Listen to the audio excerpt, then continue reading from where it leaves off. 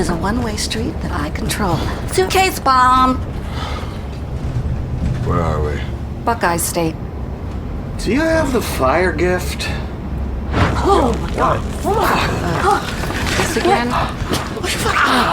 How did I get here? Sophie.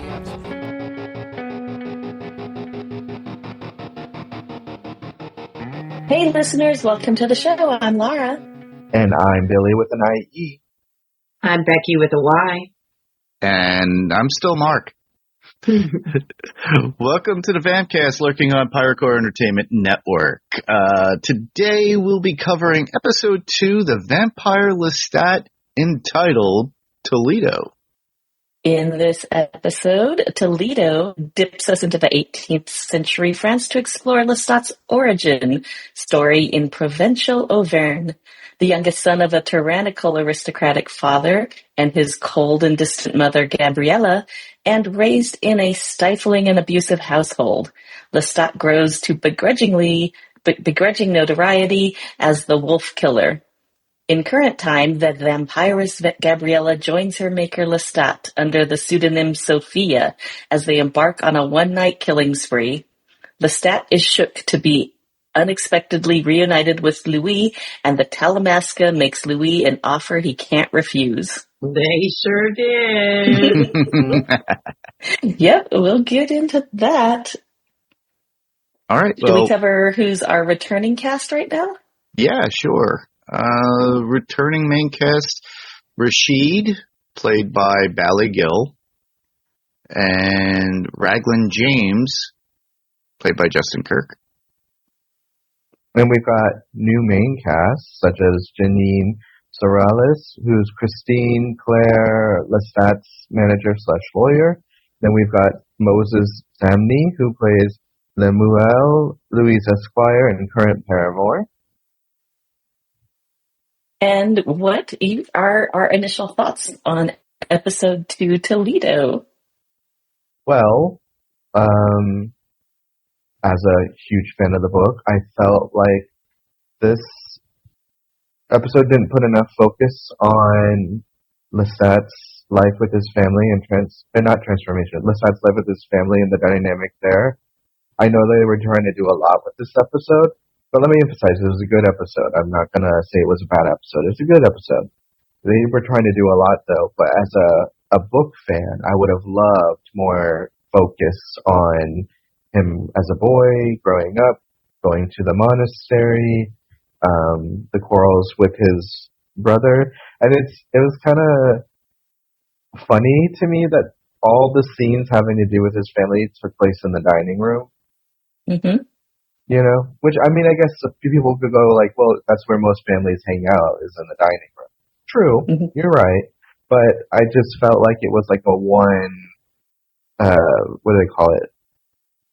Like when someone's in theater and they just use the same backdrop for every scene or whatever. Yeah. It felt like well, that's that. good, because that's what they said in the After Dark. They said they were going for more like a theater approach to it, since they said, you know, I think they put a lot of money this year into the music and the concerts and everything, whereas the previous year they shot in Prague and Paris.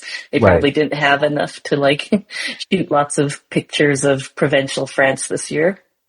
Well, if that's them cinching the belt, I wish more went into exploring those aspects a little bit more. But it was a good episode. I'm not going to complain about the episode itself. I just think all the parts of the episode, I wish more focused on that.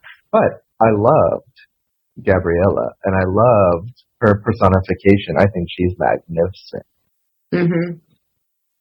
Yeah, I liked it too, and I kind of differ with you a little bit, though.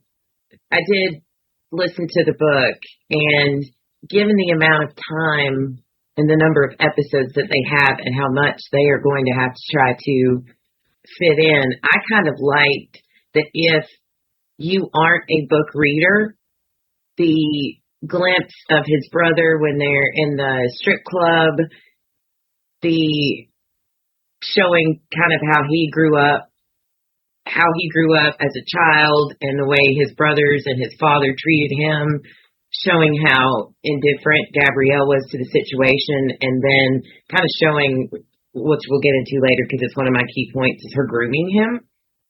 I think if you are a non-book reader, it was perfect. It really gave you, as an audience member, a bit of history that you needed to show the glimpses into his past and how he was molded into what he is today. And I think this episode did a great job of setting up the future episodes of his vampire beginning. And I did want to add one thing that I noticed. I didn't notice it until this rewatch. Akasha, y'all mentioned that somebody mentioned they saw her hand. That's really the only thing, but she is actually in the opening credits. Her statue is in the opening credits. Yeah, I think that was her. I think people are wondering who that is, but I think you're right, Becky. I think that's Akasha. Yeah. Mark, I wanted to add really fast. That Becky mentioned the grooming. I'm so overjoyed that they're adding those messy bits, icky parts to the show. I remember watching a video Anne Rice did years ago before she had her stroke and everything, and she said that it was tricky getting someone to take on the show because everyone was trying to tame it. Everyone she talked to was trying to tame it, and that bothered her a lot. And if anything, she's always been committed to making sure that adaptations to her work are done faithfully.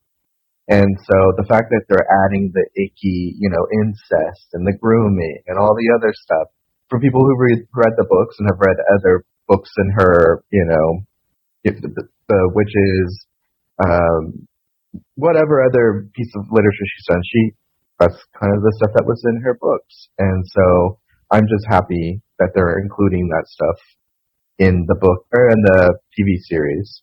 And they're doing it well too. Mm-hmm. It's tasteful. It's not like disgusting. It's tasteful. It's not like gratuitous. Right. Yeah. Yep. Right. What's your take, Mark? Well, just as an avid viewer, not having any of the deeper book relation to the show, overall, I was intrigued. I did like the idea of the living room, the dining room table. And usually that is a focal point. That's when two families do come together at times at eating. Usually that's when a lot of emotion is unloaded at times, depending on family. Every Thanksgiving and Christmas. Or even regular dinner. Some people have that dedicated time for everybody has to get to the supper table and have and dine together, whether it be lunch and dinner, depending on the time of the year. I liked it, and it showed how he was as a child and how he was looked upon by his brothers and his father, and how what a jerk his father was, not just to him, but to his mother as well. So you could tell there was that conditioning that you were talking about of how he was. So I really, that really intrigued me. I love the outing with Sophia and him at the stripper bar, and having that dining out, as it were, together, and having took his mother to dinner. Time. Yeah, literally. And then the talk on the bus with the bandmates really got to me, especially. It's like it's like, of course you did not know this all the time, and then the conversations involved with it and how they have to deal with it. And then his pointing out their inconsistencies themselves as people and pointing out who they are personality-wise and where they would be now if he wasn't there to do what he did with them. And he goes, you just rode my coattails, and here you are. And it was a good take. I really like the lawyer slash agent. And I love how she knew.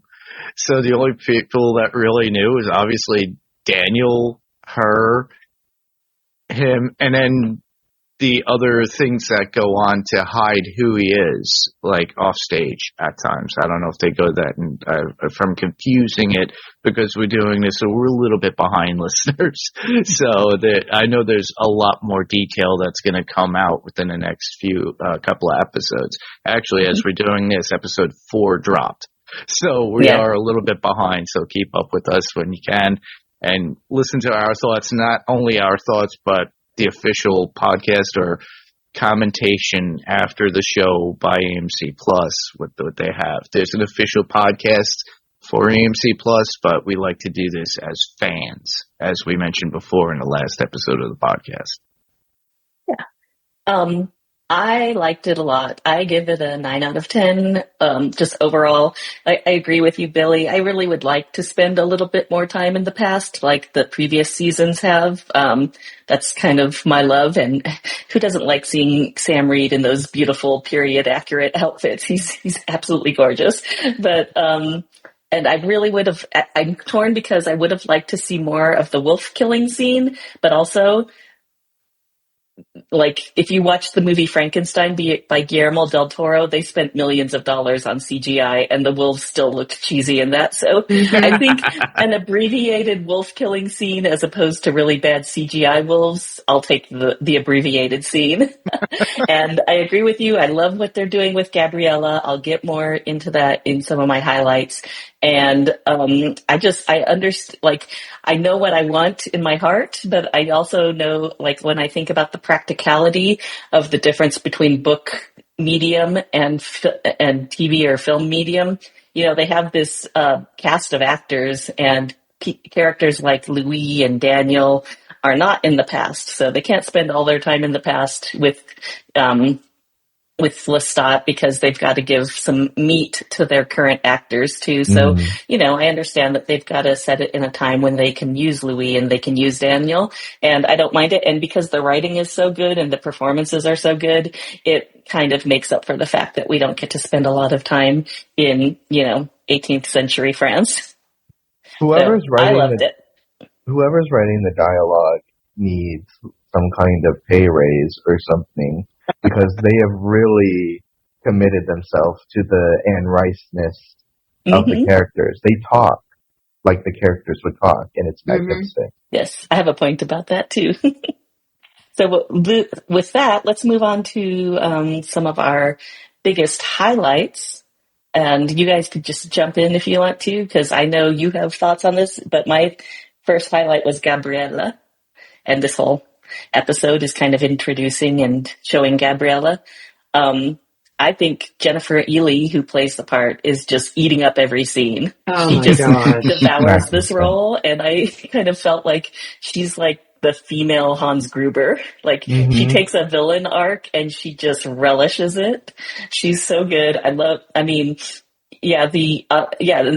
think it takes someone like that to make scenes about incest with your son, like, not horrific and disgusting. They almost like play it for humor a bit until they don't.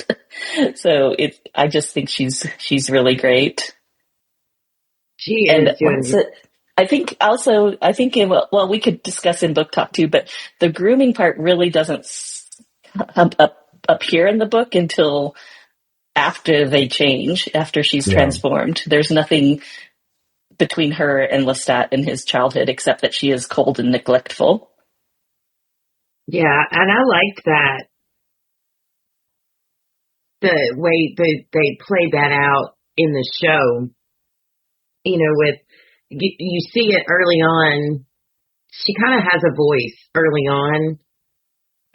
Even like where she sits at the table, she is like the matriarch. She's sitting at the head of the table, and then watching her transition and lose interest. You talked a lot last episode about her, I guess, what's the right word? Annoyance with gender roles. And I think this really added to that in this episode, watching her be stifled by the patriarchy, by her male sons, and here sits Lestat, this little kid with a stutter who is so insecure, and rightfully so. He's kind of been forced to feel like that.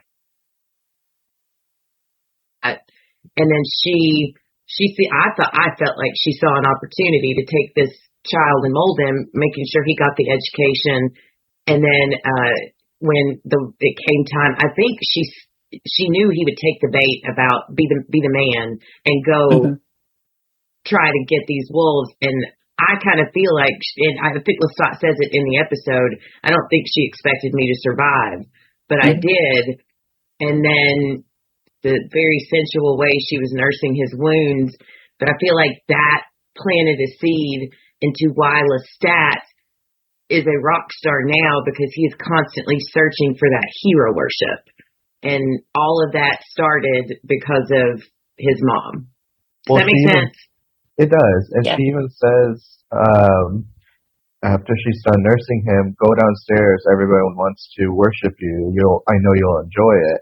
She kind of hints at that ego of his, even before he turns into a vampire. Yeah, and what I got out of that is that basically she was his first fan of anything, so that was the development of his major ego, especially with the fact that he wanted to get into the theater and how his father destroys and how that is. And you could tell his sexuality is both. I always looked at him as bisexual. And he literally was called out by his brothers and his father, and then it's so that masculine destroying of like, you got to be a man. But now he did one manly thing, and that was the whole point of that, I believe, from that story of him. What was it, 8 wolves? He's like, you killed like 5 wolves. He goes, it was 8. It was 8 wolves. What? And then he's like, I don't know why everyone has to reference the number. I'm like, because you keep bringing it up. Humble brag. Right. Hey, he earned it. He did. Yeah, and I just love the transformation. But I mean, I think they feed us little drips of the transformation that I'm hoping they'll go into further. That he transforms her, and then she like embraces her power. And in the books, there are vampires who flourish and there are vampires who fumble and fail. And Gabriella was definitely one who flourished.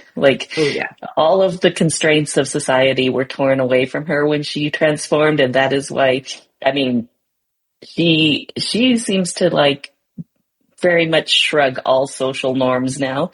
She has no connection to human morality or anything like that. She's going to do whatever she wants to do, and it doesn't shame her at all.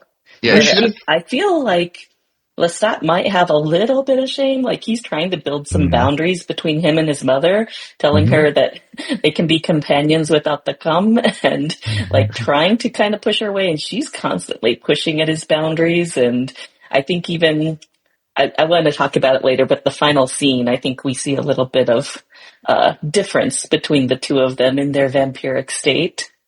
And she messes with him because he's like, they talk about how many years it's been or how long it's been since they've seen each other. And I guess they only saw each other twice. And then he's like, how long are you staying? And what was her response? She won't give him a clear, and it's making him, she knows what she's doing to him. And it's fascinating because we see a mother-son relationship, but it is so much deeper than that. And I cannot wait for them to dive deeper and explore that, and hope we get as much as we got out of the book. Yeah, in the show. A lot of that, if you think about it, the way she treats him, the way she talks to him, is very much as how he toys with everybody else. And he learned it from her. And yet, he was the one that basically sired her, if you think about it. So it's like, well, it shouldn't be that way. That dynamic is wrong. She shouldn't be the one to give. And it's like, there's always, because in typical vampire lore, usually the one that sires you is your master. You got to listen to them and obey them. And in this case, it's just like, oh, he just takes it because, well, it's his mom. And then they've had this relationship. So Billy might have more to say on that. Well, I was going to say that the relationship between them is incestuous before the actual incest. He Yes. transforms his mother into a vampire. He bastardizes the mother-son relationship by giving her life. Now, all rules and structure are in the wind. Yeah. And that's kind of the point of the incest, is to show that those societal constraints are no longer relevant. I always like to think about Greek mythology, right? You have the Greek gods doing the weirdest things, engaging in things like bestiality and things like that. But those aren't humans. Those aren't mortals. They're gods. They're, abstracts. The vampires kind of take on a similar role. They are beyond and above civilization. They can mimic it. They can wear its trappings. We've talked about how vampires can't create true art because only humans can. They can get it close to it, but they can never be virtuosos or masters. They are outside of humanity totally. So the rules that govern us don't govern them. And he bastardizes their relationship by turning her into a vampire. And I want to give a shout out to Sam Reed for the way he looks at Gabrielle and how he pulls that off of this loathing and but yearning, this admiration, but disappointment. He just encompasses so much in one look when he's on screen with her. She eats up the scenes, but he, without even, we get his narration, but when he's not saying anything, just the way he's looking at her, I think speaks volumes. Great face acting. Mm-hmm. Yes. Yeah. Mm-hmm. And Mark, do you have a first point? Not You just didn't really. jump on our points? I'm just riding on everybody else's, but I also have ideas and commentaries. Like the whole bus scene just gave me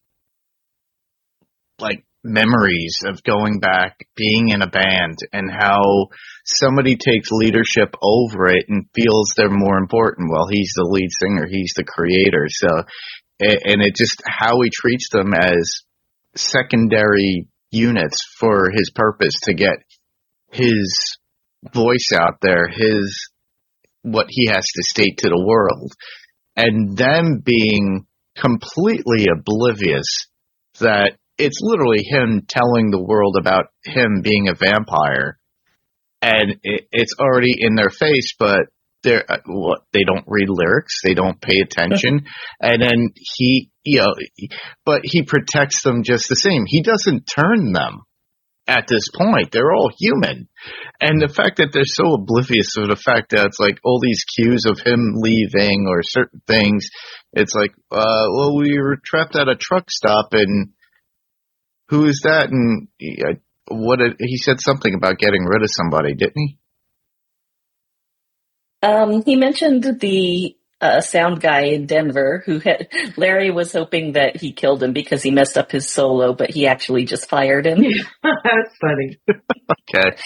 But he does protect his band, and I love that. Mm-hmm. And I think people thought when Alex got mad and walked off the bus that he was speaking to him telepathically. I don't think he was, because Alex would have kind of freaked out, and he looked totally normal. I think that was just a narrative. Lestat narrating over that part, telling Alex, go talk to this in one of your anonymous groups or something. But if you value your life and your brother's life, watch what you say. And I think a lot of people think that that's a threat against Alex, but I don't think it is. I think Lestat is trying to protect him from other vampires coming after them because of their knowledge. Mm-hmm. I love that. Were you going to say something, Becky? Well, yeah, I was just raising my hand because I wrote here in my notes. I was like, Alex fails Lestat mentally speaking to him with threats about losing his life if he talks. But I love your POV on that, because I thought he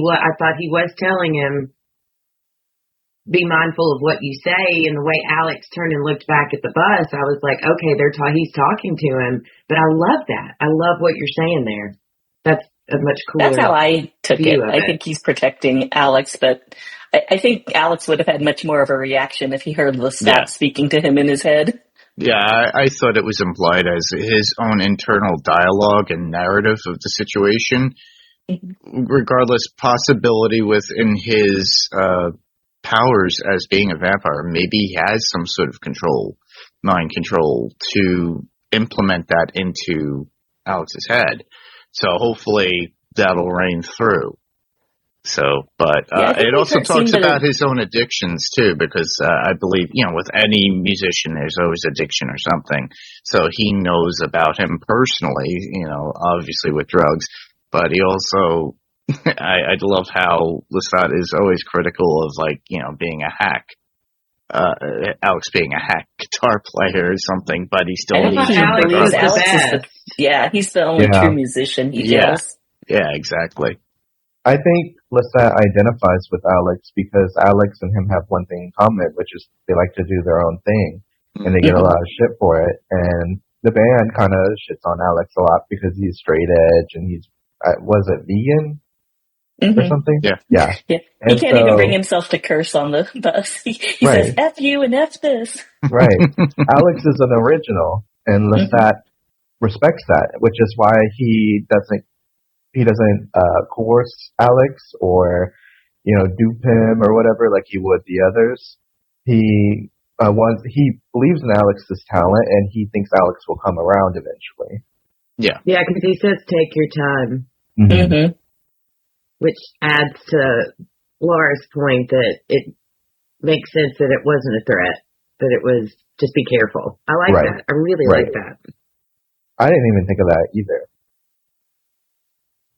That's what I was thinking. I think he loves his band, and I think he wants to protect them. Billy, what's one of your highlights there? Oh, I have several.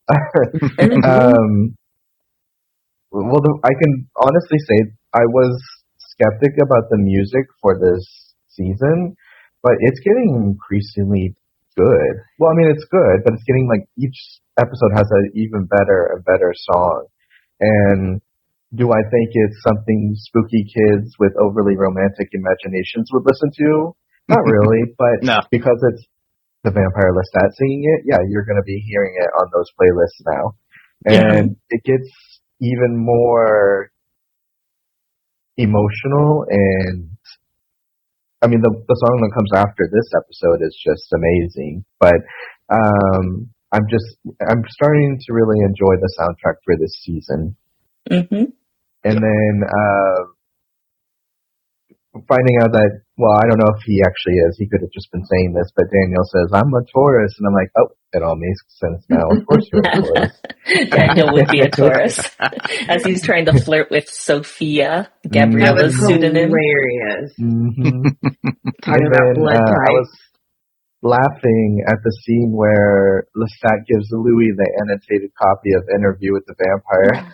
I'm just he's like, here's all the bullshit that you said. That was so beautifully shot too. It was.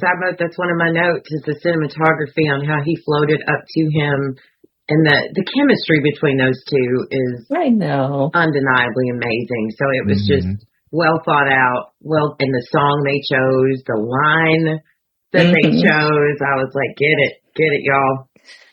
I saw. As I was rewatching last night, I'm like, I wonder if that's why they chose to, instead of having stadium tours, to have them in these small venues. Because looking at that little theater that they were playing in, it looks like the Théâtre de Vampire. It's so I don't know, Art Nouveau and beautiful, and it reminded me of 18th century France instead of modern day. Well, that's why when they did the promo for this, they had a promotional show at the Beacon Theater. The Beacon looks very much like that. There's a place up in Poughkeepsie I used to go to called the Chance Theater. Very similar, but it has Egyptian artwork on the side. Same thing, has a second balcony, tiers, and things of that nature. Gives you that feel of a true theater. And I think that it was purposely done because they wanted to avoid, and you could correct me if I'm wrong, in thinking that in the book it was more festival based, unlike what we got from that one movie with Akasha in it that we covered a long time ago. Oh, yeah. Yeah, Yeah. Queen of the Vampires and Don't Queen forget, of the Damned. she was thinking of John Bon Jovi when she was writing this stuff. So Yeah. think, 1980s music, And concerts. how it's so big at Giant that arena. time. Yeah. Right. Whereas everything currently modern day is technically smaller shows, smaller venues for artists, and it's all self-promoted and driven, which he is doing. Whereas the music, it was like you said, Billy, back then it was also, record-based driven by the record companies. And you had like special agents for your live touring and everything. I know this from friends of mine who've done it, and I wouldn't say family member. He's like a family member, but he's a pain in the ass. But I've had friends like in Twisted Sister and other bands like that where they had to do those main events, but through the grueling ages of how we get everything musically now, everything is digital. Everything is smaller based for them to make their money. They have to play smaller venues, which AJ and Dee Dee and a whole bunch of other friends that I have do now. They make it overseas in those big festival venues. I would be surprised if they actually incorporate that as his popularity grows, because it is independent and it'd be asked to go overseas. And it'd be funny to see Lestat having to get into a coffin and boat over or have a coffin to stay in on a plane to be shipped jet. over that. He'd private jet. That's what he'd do. Yeah. And in the books, it was only one concert. He wasn't on a 40-night tour. It was one Yeah. concert. Yeah. One night only. Mm-hmm.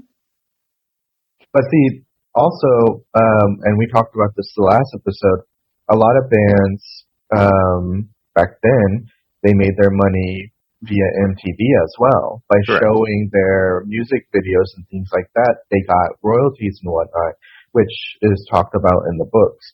Bands, unless you're like a huge pop star, like we talked about, most of the money you get from your music comes from touring and merch. You can't make that much in actually having people buy your music anymore. I mean, there's videos galore out there right now where bands talk about how they're being screwed by streaming companies, like Spotify and Apple. They make nickels with their music now. Pennies right now on thousands, if not hundreds of thousands of dollars. I actually am an ASCAP member, so I sat in on some of those actual meetings where they were talking about this. I had a friend who was a producer that was trying to get them more rights to get more money, because if you think about it, and this is a little bit inside on the music end, radio is such a way. You get 8 cents per play, and then you got songs in heavy rotation across the national board, and then those radio stations have to tally how many times they played, and within a month, let's just say, and they have standardized songs, so those older bands and artists are making still somewhat decent money. Are they in the millions of dollars that they used to get? No. But on top of that, publishing is still something where you make your money. Rights to use your music in other venues like commercials, movies, TV shows, things of that nature. I was going to say, a lot of musicians are turning to acting too to supplement their own income. It's very normal. If you make music, you're going to be on TV one day. Yep, and there's like also special things now that weren't done back then. VIP promotions, you have to pay an extended amount of money to go see this artist backstage, get an autograph, get a picture with them, hang out with them, and those are very costly to the people who are listeners and fans, but it's something where they could actually subsidize where they're losing that money from the record label if they don't own their own music and push it out there. Prince was very much a key innovator of taking his own, because when he left Sony at one point, he released the album, and this is before they were the sharing content back in the day, like LimeWire and Napster and all that became huge. He launched it himself onto his own website where you could buy it directly from the website with the artwork and everything else, and you could only get it from there. And he made a ton of money after leaving and getting out of that contract from Sony before he signed back on again to do anything like that. Because by then, Napster and LimeWire and all that stuff, people weren't, they were just sharing it. They didn't care and they didn't think about the artist. But yeah, touring, like you said, is merch. Touring and merch are the way that people make their money now. And, he's going to see that's where he made a lot of his money too. Right. And I wouldn't be surprised they use something that people hate today, and us as being music lovers and going to a concert, the cost of going to a concert. What are these tickets that are these private shows now that he's doing in these small venues? How much per ticket now are they going to charge later on? Because he does have like a breakdown that he's like, I've done out of in 39 days, I've done 41 shows or something like that, something silly. And that's very hard to do because the lack of sleep for anybody who's mortal would probably collapse from that itself, unless they're drug induced. Right. Yeah. All this to say that this is very period accurate representation of Lestat as a rock star. It's very period accurate. He can't do the things that people could have done back in the day. How the book portrayed it, it's not going to be the same. How Stuart Townsend portrayed it in the early 2000s. They don't do music. They don't do shows like that anymore as an up and coming artist. No. Yeah. So, anyways, we digressed. Okay. Right. Becky, did you have some highlight? Oh, sorry, were you done? Go ahead. I was going to say one more thing. I watched a video of them filming that scene when he floats up to the balcony. That book was hiding in a little flap attached to his back, and he just pulled it out. That's cool. Yeah, because people have been wondering, where did he hide the book? Exactly. Awesome. My highlight of the episode was the Daniel and Louis dinner, and I loved it because this is the first two seasons we got Louis' version of the story, and this is Lestat's version of the story. So this meeting between Daniel and Louis is all from Lestat's point of view, and I didn't think about that until I was writing my notes, and I was like, wait a minute, how would Lestat know what was said? So I love that leaves this, I guess it's ambiguous as to exactly what was really said, and we just don't know which is fact and which is fiction. So that was my highlight. It's no secret if you listen to us during the first two seasons of Interview with the Vampire, Daniel is my least favorite, based on, especially after listening to the book and where they took Daniel's character in the book. I like the actor, I just don't like him as Daniel. But this was tolerable. Like, I liked it. But when I was done watching and writing out my notes, I was like, how did this, it didn't make sense that they put this in. Then I'm like, wait a minute, if you think about this being from Lestat's point of view, I just loved it. And I loved the taking, Louis is very indifferent about this coven. He doesn't want anything to do with it. But the Talamasca knew. By the way, great coverage on the Talamasca. Y'all loved it. I didn't watch the show, but I did go back and listen to the episodes because I figured it would play into this season. So thank you. Good job. But they knew how to entice him by simply mentioning that one name, and I loved it. That was my highlight of the entire episode. If all that rambling made sense. Yeah, I love how Daniel just very casually slips in the Talamasca agents Rashid and Raglan. He's like, my producers want to talk to you. And they just pop in. Raglan pops in. I I actually haven't read Tale of the Body Thief yet. I know of Raglan James, but I'm pretty sure he's a bit of an asshole, but this actor playing him is so funny. And I just love that they can take such asshole-ish characters and give them such I don't know, personality and character in the way that they're performed. So I like this actor, even though I'm sure Raglan is going to be a total douche. Oh, I yeah. just remembered something. There's no David. Oh yeah, they real casually. They don't even Oh, yeah. make it. They don't even spoon feed it for non-book readers, but they real casual drop in there that Louis killed David Talbot in Dubai, who is a very large character that we can probably talk about more in book talk in the books. But apparently, he's dead on the show now. Maybe David becoming transracial was the line they didn't want to cross. Because he goes from a English white guy to a Anglo-Indian at one point in the series.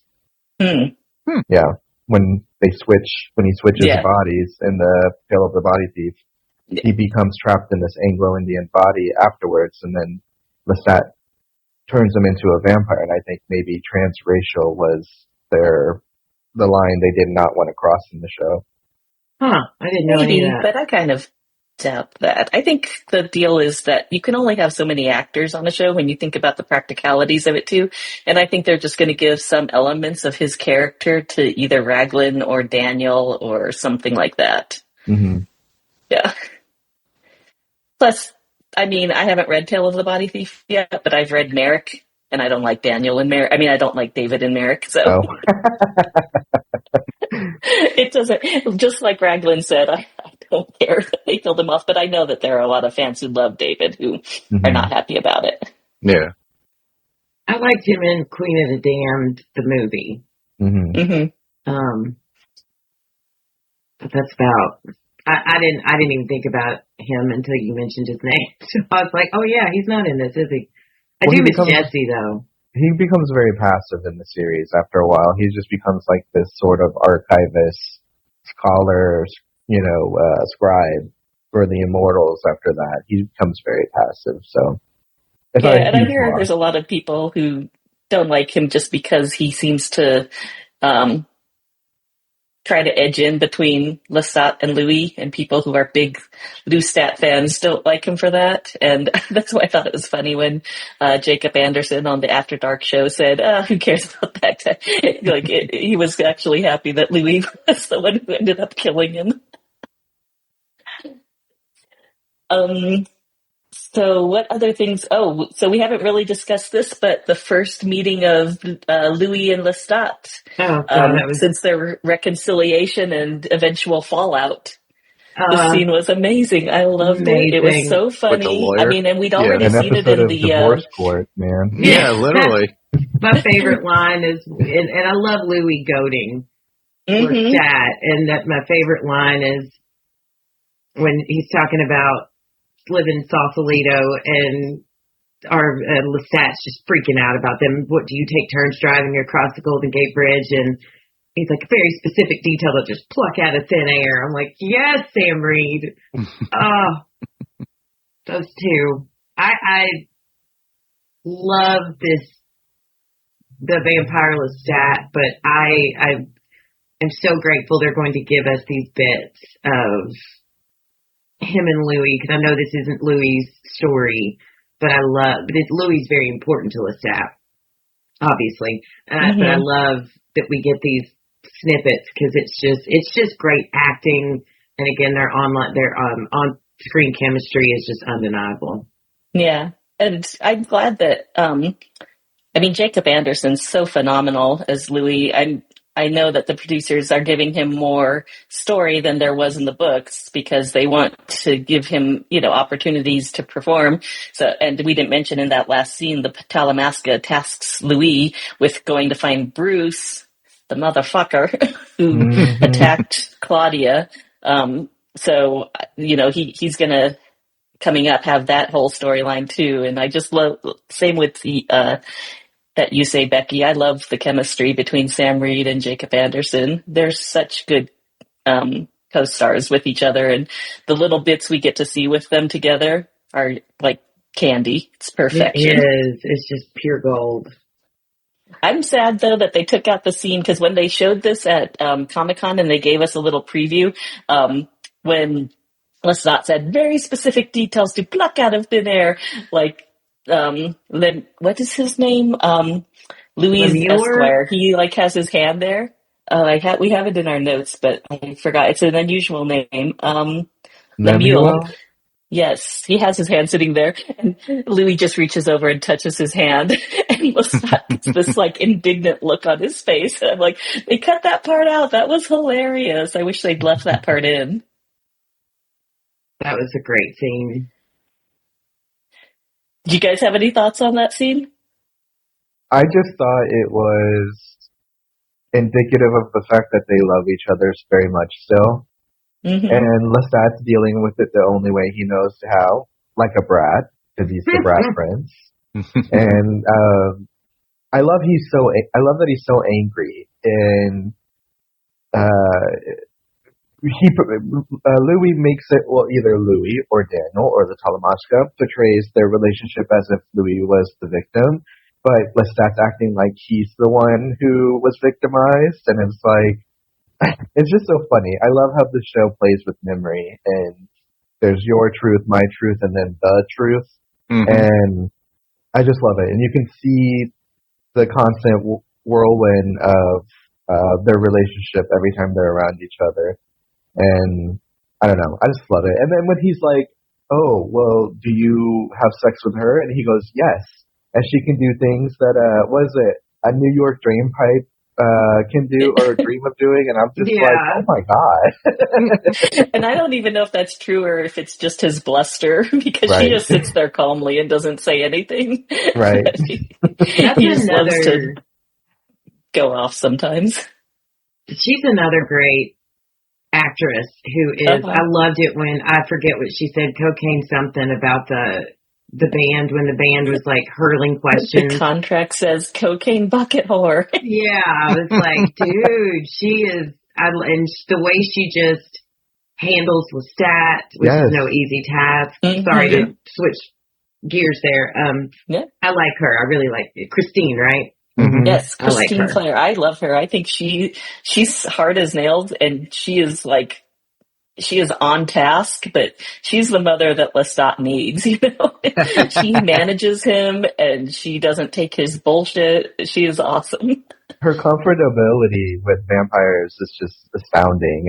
It kind of like, obviously, you know, we make references to Twilight. The show makes references to Twilight, but I feel like she's what Isabella Swan wished she could be. Her comfortability around the vampires is just astounding. Yes. Yeah. And I believe she's supposed to be a representative of the legal group that Lestat employs back in, like, well, on the show, it's like 1940s France, but he in the books, he has employed this legal group for a very long time. Yeah. And just like the Talamasca, every generation they have representatives that work with him. The first time he did it was when he was buying the Théâtre des Vampires, and the guy's name was Renard. Mm-hmm. That's like who it was. Yep.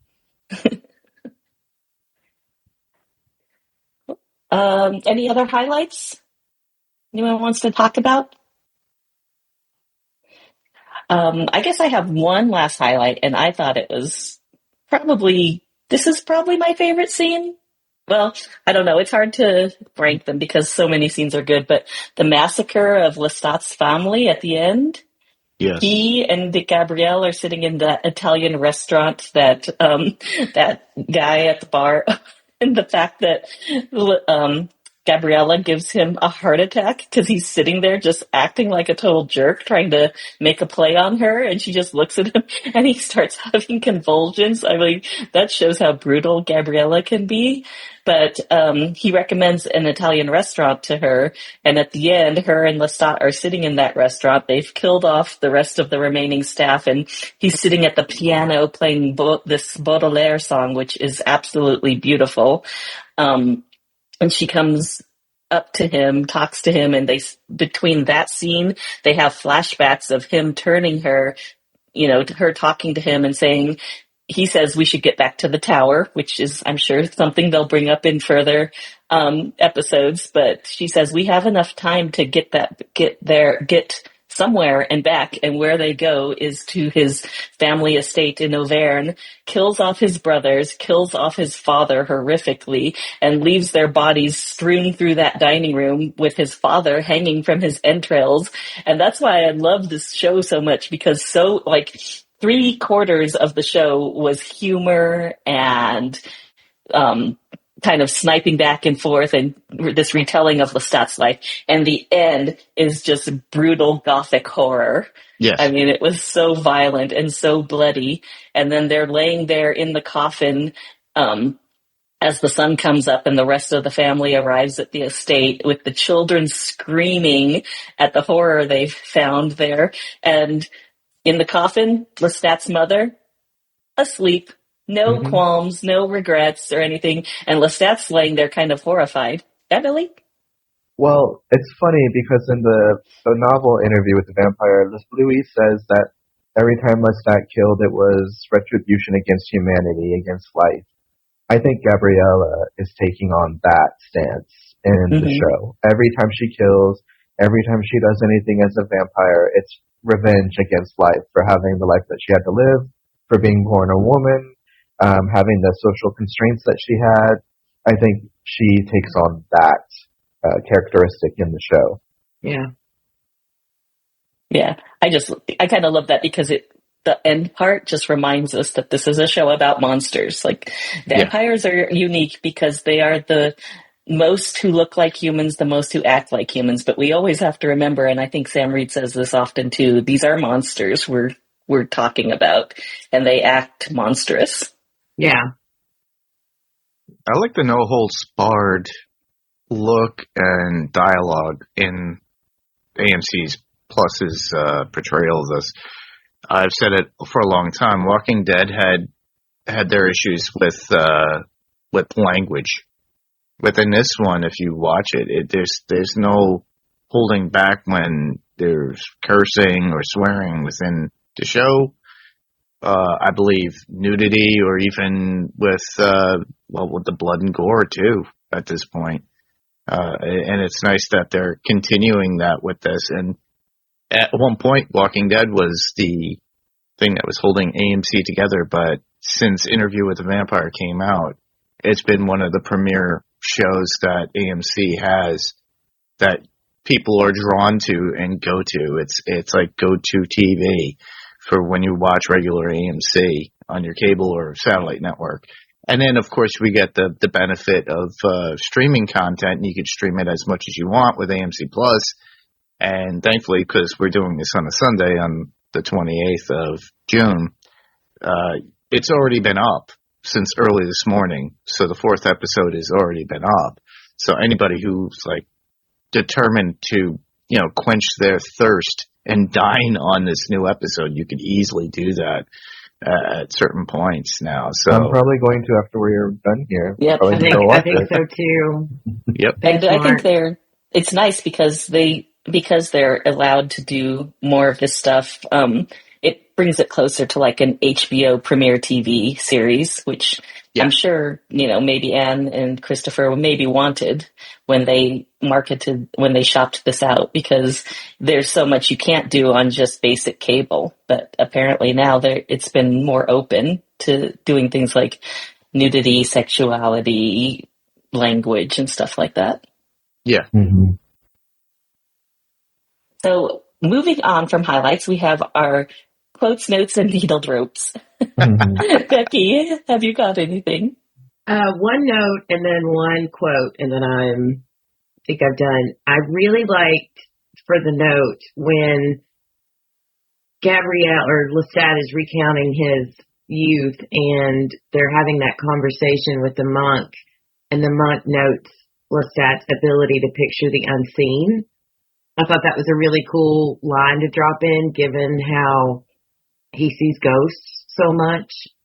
I liked that. I don't know if there's more that I'm not recalling, but that stood out to me, especially when they're in this, I mentioned it earlier, when they're in the club and he sees his mean brother goading him.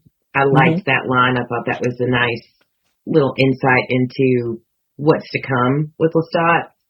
And then my favorite quote is the opening when he's discussing Gabriella. He's like, "You weathered the Freudian storms, and yes, that boat is a penis, and yes, that ocean is my mother's vagina.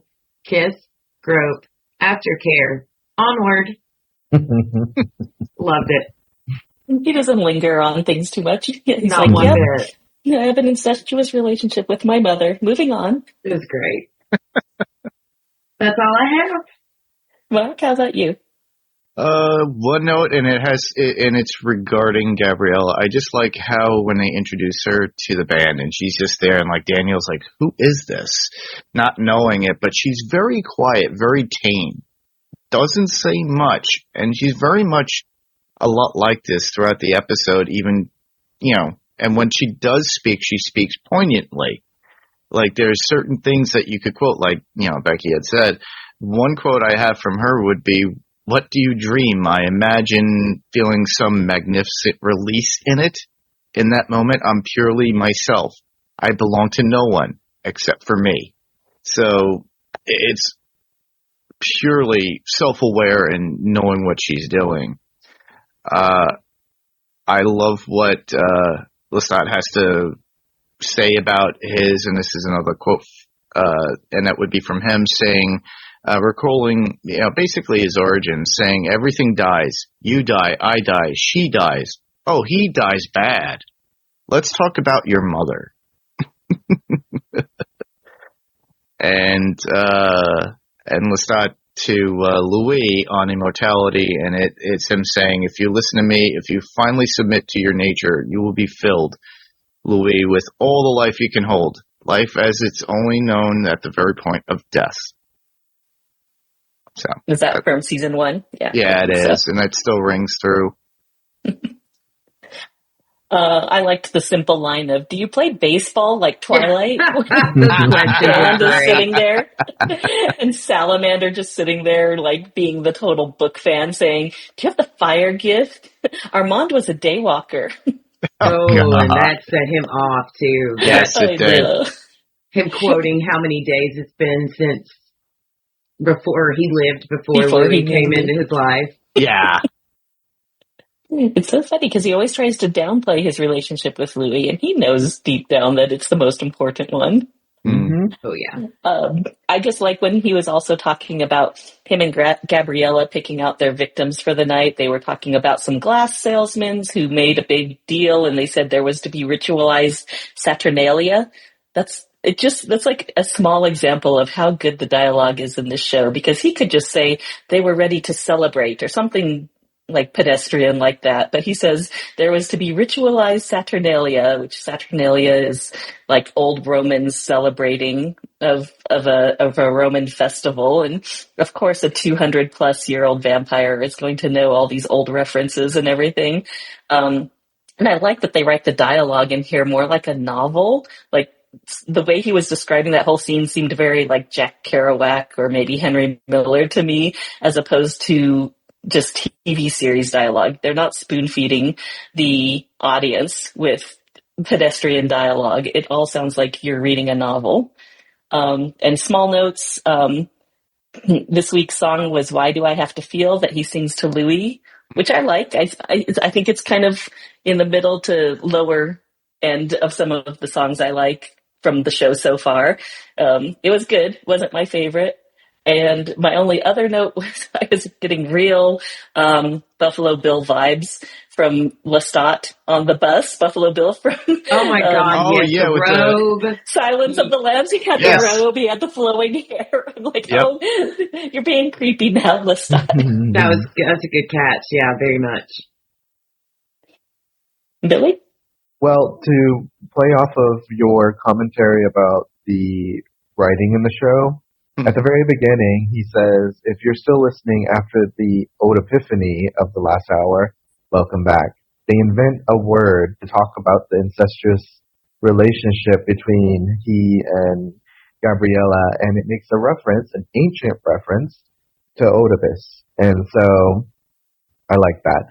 And then them using the word cabbage as a rage bait for the whole family. I love that scene. It was so funny. And it's like an inside joke. So I'm pretty sure like they could be sitting, in a bookstore and suddenly whispering cabbage to each other and they're just busting up and people are looking at them like, why is that so funny? Yeah. And then, there's after he comes home, from killing the wolves, he talks about going from room to room slaughtering the three of them. That's what he's dreamt when he killed the wolves. That's a direct quote from the book. Him and Gabriella have that conversation in the novel, and she says, well, I wish they had added this part, but she talks about how when she gave birth for the first time, how isolating that experience was, because she goes through, the ring of hell and comes back, and she feels like she alone has known that kind of pain, although, women around the world can attest to having known that kind of pain. But in the context of her relationship to her husband and her other children, she feels utterly, utterly alone. And only Lestat can empathize with her in that moment because he has done something similar. He went through his own hellish experience, and no one else can relate to his experience of having killed 8 wolves, not 5. And so I feel like the killing of the wolves was the cataclysm, or I'm sorry, that brought Gabrielle and Lestat together, because now they have something completely in common. Trauma bond. Mm-hmm. A trauma bond, yeah, exactly. But that was my quotes and observations for this episode. Awesome. That made me just remember too that I think it's interesting that Lestat changes someone that he loves, because all of us might think, if I became a vampire and I got stuck in this life of eternity, would I change someone I loved? Would I damn them that way? Because maybe I would want a companion for all time. And I think that's what he was thinking. He loves his mother. She's probably the only one at that time.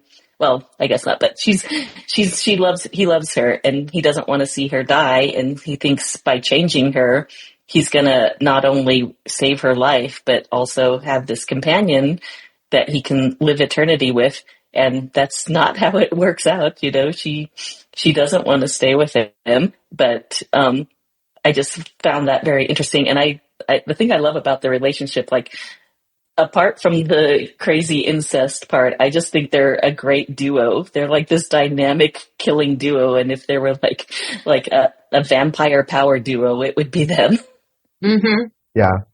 I wonder also if him turning her into a vampire was his attempt to bridge that gap between them, because he obviously professes to wanting to have a more closeness to his mother, and when she says belonging to no one, and then he says except for me, she gives him this look like, not even you, buddy. And then she kind of distracts him by coughing and saying she's going to die within a year. Right. And exactly. Also, when he told her, "I miss you," she doesn't say it back to him. Right. Yeah.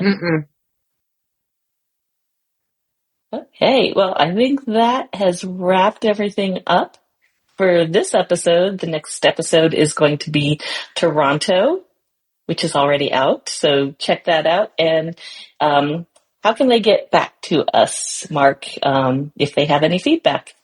Well, for any feedback that you would like to give, you can just go to our brand new Facebook page or Instagram page. Facebook would be facebook.com/the Vampcast podcast.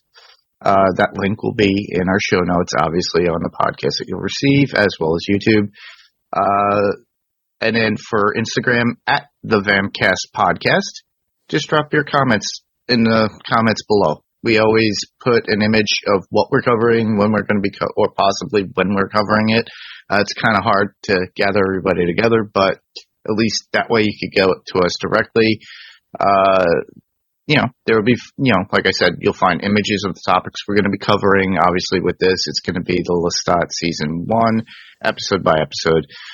So just check that out with those threads. You can also email us at thevampcast143@gmail.com. And then with that, you could just send a regular email there, or you can just record your thoughts as a recording. And I could pop that into the podcast the next time we record. So that way, it's as if you were on the podcast itself. And then that way we can answer any questions you have. If you subscribe to Apple Podcasts and there is a review available, please leave a review if you can. It helps us get noticed. You could also tell friends, since word of mouth is always the best way you can. Tell them where we could be heard, such as Apple Podcasts, Spotify, Amazon Music, or whatever podcast player of choice that you use that we could be found on. I know that Billy had said he had a hard time looking for it.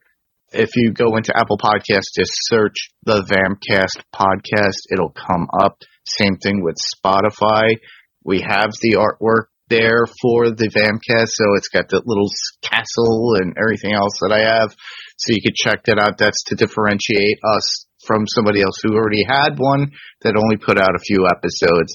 But we plan on being here longer. This was a carryover. We created it independently from the Adrenaline Cinema podcast.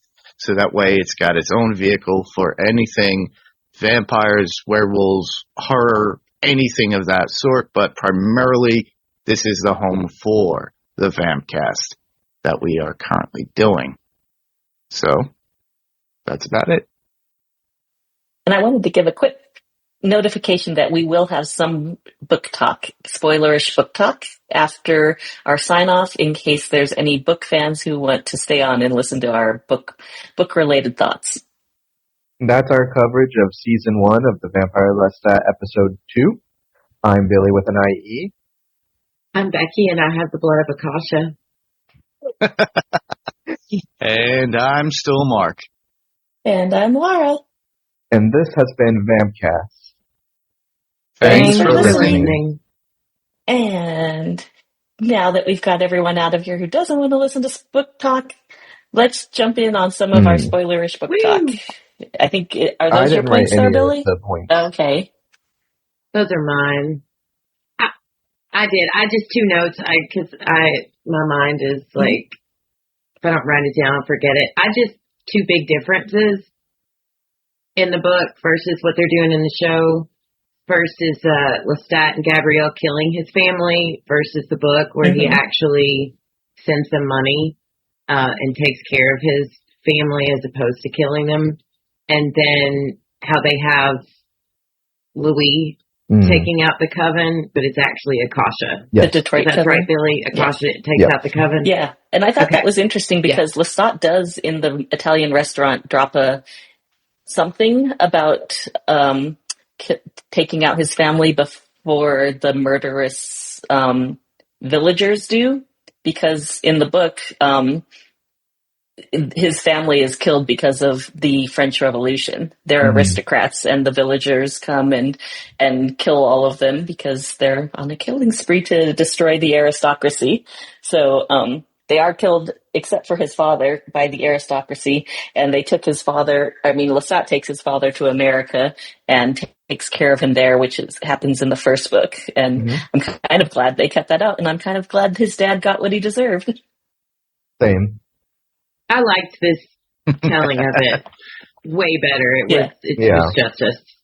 More justifiable in my feeling now that I hear what happened in the book. It did occur to me that, maybe it did occur to me, I can't remember. But in the first season of Interview with the Vampire, his father is not present. So they had to go this way with it because it would justify his father not being in the first season. Mm-hmm. Yeah.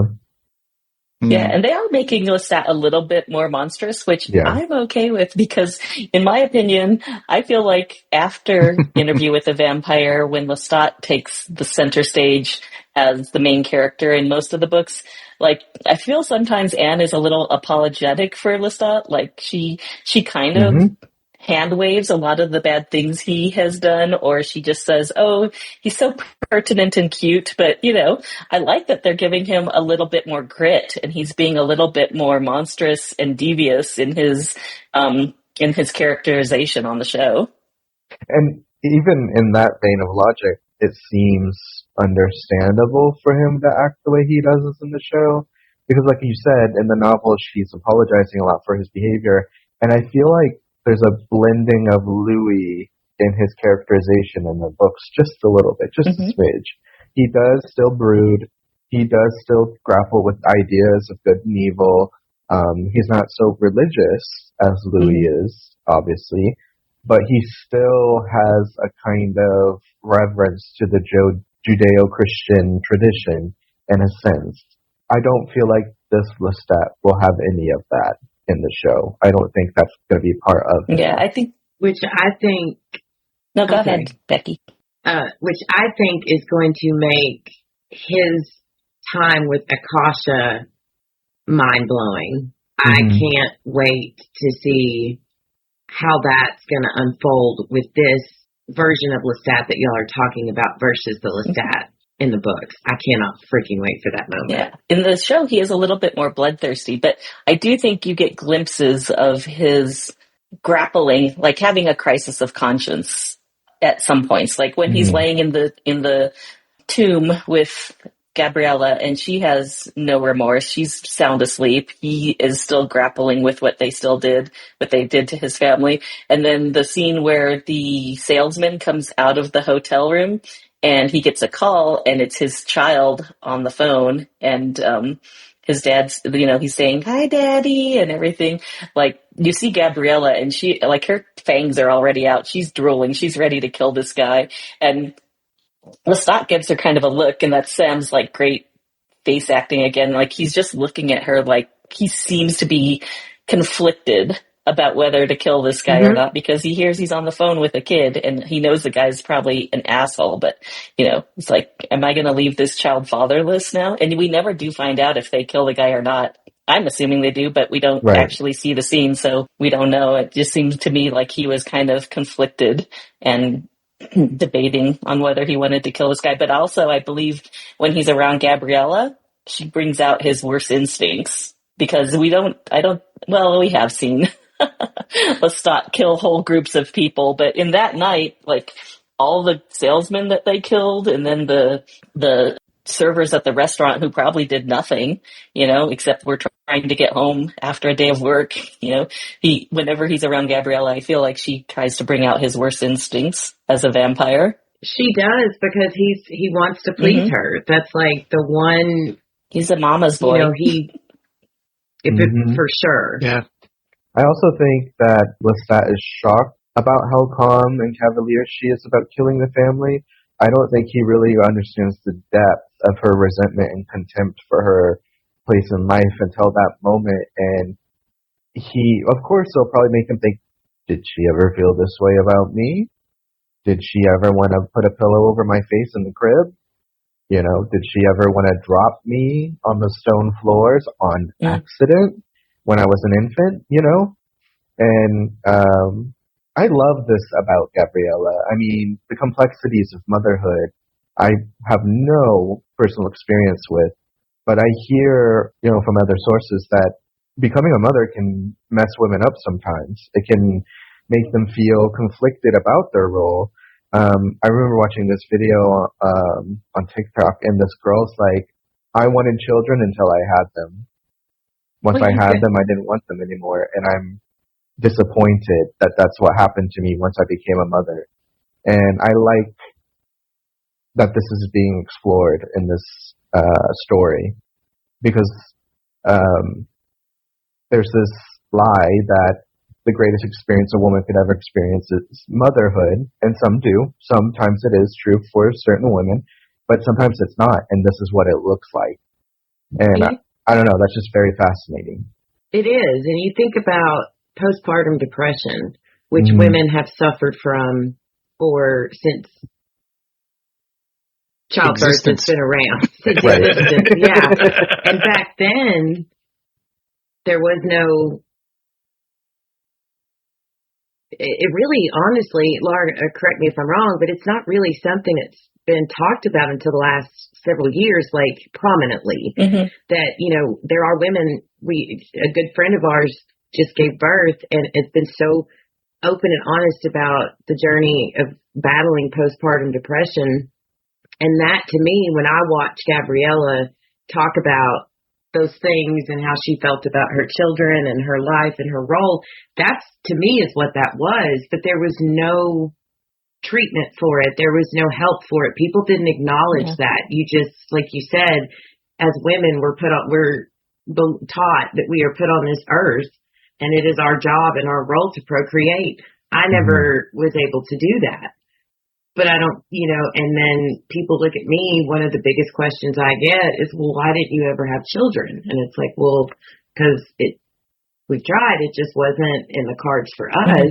Right. But I don't think that makes me less of a person, but there are people out there who look at me as though I am less than, because my body was designed to carry a child, and I never did that. So that is a really good point, and that is cool that the show is talking about that. Yes, and I think that, like you said, in the 50s, they called it the baby blues, and they thought it was just, mothers and how they feel after birth. But nowadays they realize that's more of a problem. And luckily there is like therapy and help for those sort of things, because sometimes it does take that level of intervention to help mothers get to a place where they can love and care for their child.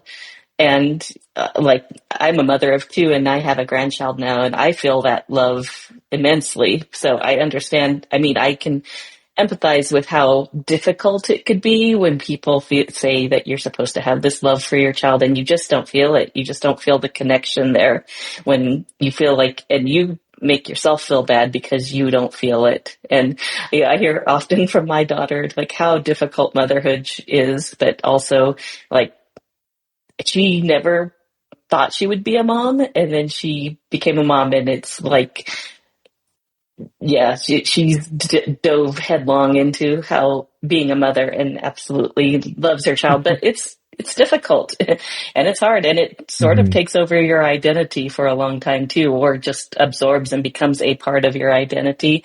But I feel like also Gabriella was put into a situation that she had no control over, and I feel like that is also why she has the apathy she has for her gender and her role, especially at that time, because at 15 she was sold off to this aristocrat who didn't care for her, had no affection for her, just used her as a baby making machine. She had all these children who died at a young age because, she was, forced to have these children who died, who I'm sure that also affected her psyche. And then the children that she does have, he basically turns them against her. They treat her with complete contempt, except for Lestat, who adores her. And I feel like she thinks that he is like her. In fact, even in the one scene, when they're talking about their makeup, they're making up this story of how they met. And he said he took off his mask and this face, and she looks at him and says, "I see myself in you." Like, I felt like Gabriella always saw herself in Lestat, in the way that he is introverted and, loves to learn and he thinks about things. He's not like these, aristocratic apes who just want to sit on their titles, and they feel like their only job is to exist as royalty and have other people serve beneath them, and they don't have to do anything. She makes fun of how they talk about these great wars that none of them were involved in. So I totally see where she's coming from in despising her gender, because they put her in a place where she had no control, even though she does try to take control when she can at the dinner table, the way that she speaks out against her husband. And even that gets taken away from her. Mm-hmm. Yeah, when her oldest son becomes the second head of the family, she gets taken away from one of the heads of the table and put in the middle with Lestat. Mm-hmm. Yep. Maybe that's why she pushes him to kill the wolves the way she does, so that way he has something that he can lord over the rest of them. You know, I am not like you at all. I actually am a man. I actually go out there and take care of business. I don't just sit here feasting. And when the peasants ask, can we have a piece of something from your table full of bounty, I think it's Augustin says, go back to your homes, go away. You know, they have no desire to provide for their tenants. They don't want to act like lords. They want the titles, but they don't want to act like lords. And they want the responsibility. She's hoping Lestat will rise to the challenge and act like a man, like a lord, and he does. And then finally, now they have something in common, truly. And she even thinks, like, even if he dies doing this, at least he's made a decision. He's become a man of action. At least he's doing something. Right. Right. He won't end up cabbage like the rest of his siblings and his father. Yeah. And the thing in the books that they kind of pass over very quickly is his being taken to the monastery and his time with the traveling theater. And if you read the book, you realize he really liked being in the monastery because it was clean. He was being educated. He didn't mind being in the monastery. He enjoyed it. And I think they mentioned this in season 1 when he's having dinner with Louis' family. His father and brothers take him out of the monastery and beat him for being there. And it was Gabriella who paid for his education, because when she throws that brooch on the table, that was her paying for his education at the monastery. But his father and brothers came and beat him and took him out of the monastery. And then when he discovers the traveling theater, you know, it's his other chance in his life to break away from his family, and he loves it. He loves the theater. He loves being with these actors who are so free-spirited. And then his brothers and father come and take him away again, and they say, you know, it's uncouth for aristocracy to be mingling with the likes of actors who were on level with like prostitutes at the time. Yeah. Also, that was his first introduction to the character Lelio. He plays Lelio with the traveling troupe, and that's what prompts him to be Lelio when he goes to Paris. I think that's all I had for book talk. Anything else? In regards to this episode, no, I don't think. I think that's it. Yeah. Okay. I think there will be more to come. Yes. Eventually. Next episode I'm excited is to talk probably about going to need a next trigger episode. warning. Yeah, it's probably going to need a trigger warning because there's a lot of serious conversations of what happened to Claudia in that episode. Yeah. So, yeah, that was hardcore. It was very intense. And mental health, too. Okay, so a good night. Bye. Bye. Unpleasant dreams, everybody.